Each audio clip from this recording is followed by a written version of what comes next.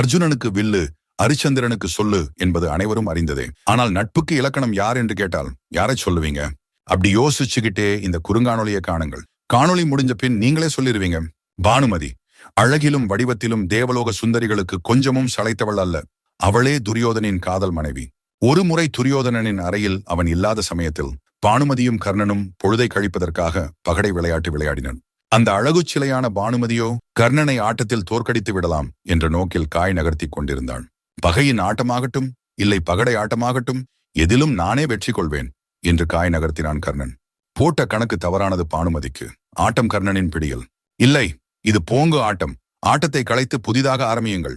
நீர் ஏதோ கள்ள ஆட்டம் காட்டி ஜெயிக்க பார்க்கிறீர் என்று பெண்களுக்கே உரிய குறும்புத்தனத்தோடு கர்ணனை குற்றம் சாட்டினாள் பானுமதி.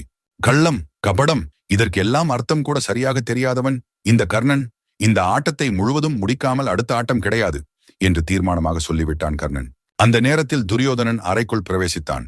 கணவனை கண்ட பானுமதி மரியாதை நிமித்தமாக எழுந்தாள். அதே சமயம் கர்ணனோ ஆட்டத்தின் மும்முரத்தில் துரியன் வந்ததை கவனிக்கவில்லை. எங்கே ஆட்டத்தை முடிக்காமல் இவள் ஓடிவிடுவாளோ என்று எண்ணி கர்ணன் அவளை பற்றி இழுத்தான். பானுமதி எழுந்து நிற்க அவள் இடையில் அணிந்திருந்த முத்து ஒட்டியான மருந்து கர்ணனின் கையோடு வந்தது. அதை தடுக்க நினைத்து தோற்று போனாள் பானுமதி. முத்துக்கள் சிதறியது. பானுமதியின் மனமோ பதறியது. கையோடு வந்த ஒட்டியானத்தோடு திரும்பிய கர்ணன் துரியனை கண்டு மருண்டு போய்விட்டான். கரம் பிடித்த கணவன் அருகில் இல்லாத நேரம். அவனின் அனுமதி கூட இல்லாமல் அவன் அறையிலே அமர்ந்து அவனுடைய மனைவியுடன் ஒருவன் விளையாடி கொண்டிருக்கிறான். அதுவும் அவளின் இடையின் மீதே தனது வலுவை காட்டி ஒட்டியானத்தையும் பீத்து இழுத்து விட்டான்.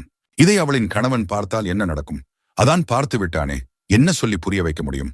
நண்பா, அது வந்து எப்படி சொல்வேன்? வார்த்தைகளை தேடிக் கொண்டிருந்தது கர்ணனின் வாய். பானுமதியோ தனக்கு வாய் என்று ஒன்று உள்ளதையே மறந்து போய்விட்டாள் போல சரிந்த முந்தியை பிடித்துக்கொண்டு சிலை போல் நின்றாள். அனைத்தையும் குறிப்பால் உணர்ந்த துரியன் இருவரையும் பார்த்து கேட்டான், பாருங்க ஒரு கேள்வி.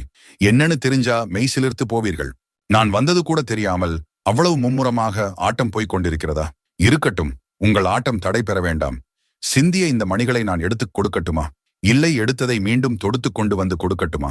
தன் மனைவியின் மீது தான் கொண்டுள்ள களங்கமற்ற காதலையும் நண்பனின் மீது கொண்டுள்ள அசைக்க முடியாத நம்பிக்கையையும் ஒற்றை கேள்வியில் ஒரு சேர முன் நிறுத்திவிட்டான் துரியோதனன். முன்னாடி கேட்ட அதே கேள்விய இங்க திரும்ப உங்ககிட்ட கேட்கிறேன். அர்ஜுனனுக்கு வில்லு, அரிச்சந்திரனுக்கு சொல்லு. அப்போ நட்புக்கு யாரு?